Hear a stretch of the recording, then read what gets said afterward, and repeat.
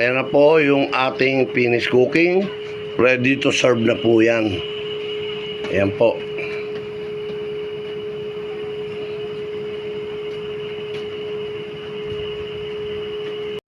Okay, good morning po. Ngayon po ay 10:04 a.m. August 29. Pero bukas pa po natin ito ma-upload dahil meron tayong i-upload yung ating niluto kahapon, 28. Ito po, tayo po ngayon ay magluluto ng dinuguan. Yan po ang ating mga ingredients. Ang dinuguan, ito po yung dinuguan. Ito yung dugo na medyo may buo-buo pa. Sinala na po natin yan. Ito po ang ating luya, bawang, sibuyas, sili, asin, patis, at yan ang masarap, yung batok. Kasi sa dinuguan, ang masarap yung may taba-taba. Sana po natin ang pagluluto ng ating dinuguan. Pork dinuguan, ito po, gigisa na po natin. Same procedure. Ang ating sibuyas. Yan. At pagkatapos, pag malambot na ang ating sibuyas, isusunod na natin ang ating bawang. Yan. Yan.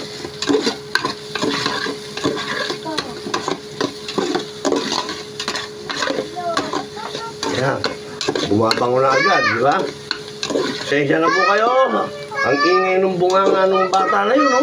Psst. Ang ingay po. Pasensya na po. Ang lakas ng bunganga. At ngayon, susunod po natin ang ating luya, ang ating ginger. Yan po. Kung mapapansin nyo, yung ating siling panigang, siling green, merong 3 pirasong iwa-iwa, saka yung 3 piraso, buo, ilalagay po natin yun. No.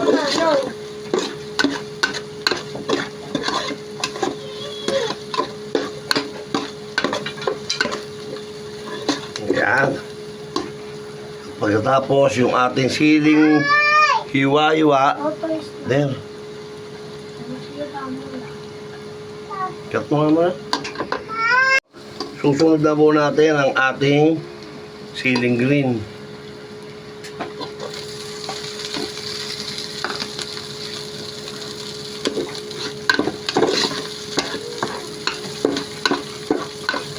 Parang hirap na hirap sa mantika.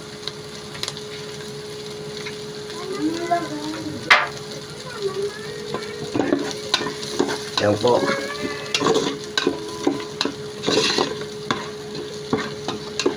At isusunod na po natin yung ating pork. Yan. Para mag-isa din po siya.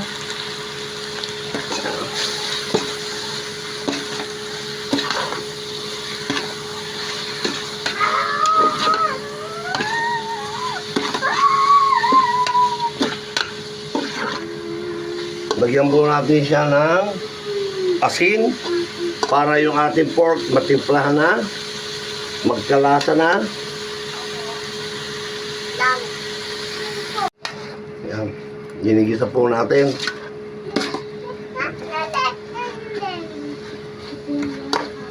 Wait lang po.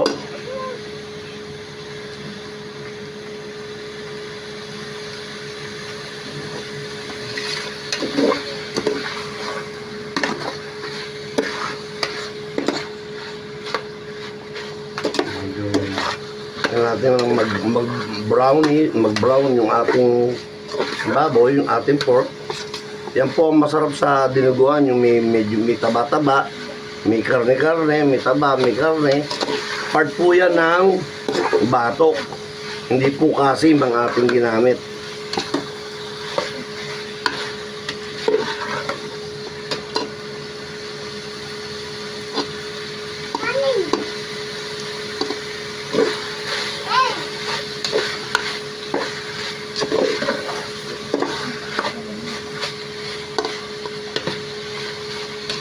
Yan. At ngayon, lalagyan po natin siya ng pang-preservative. Ang ating suka, dato puti. Ito po ang gamit natin, binabad po rito. Lalagyan po natin siya para medyo may asim-asim. Oh.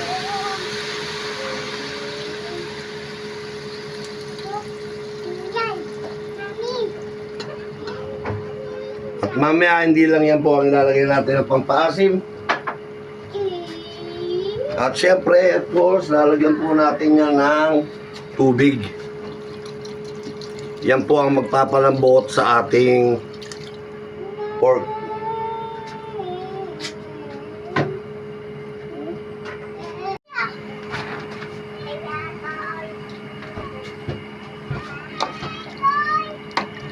Yan.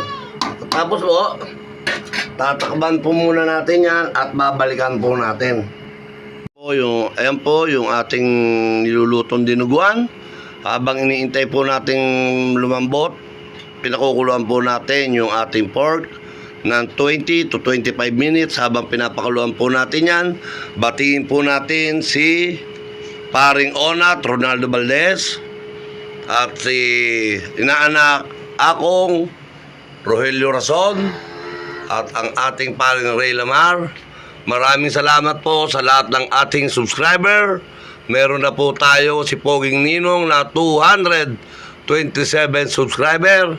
At ang ating pong walang hanggang pasasalamat po, 1.1k views.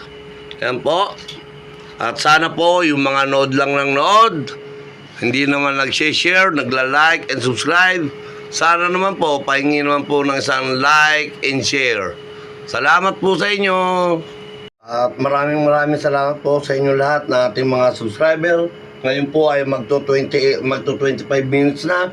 Bubuksan na po natin ang ating dinuguan. Salamat po ulit sa inyo lahat. God bless po sa atin lahat. Yan. After 25 minutes, yan na po.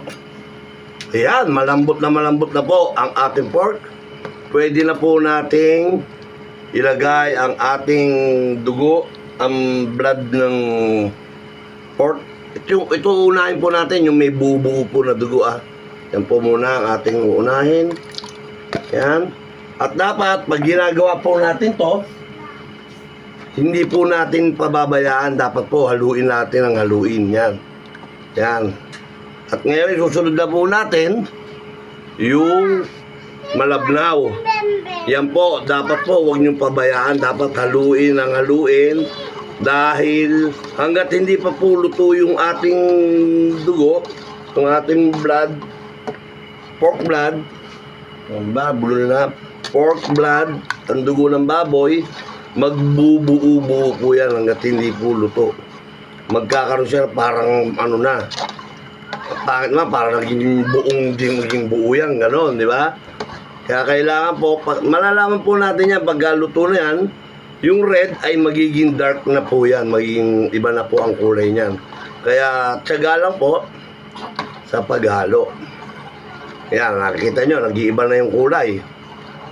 Oh. Yan.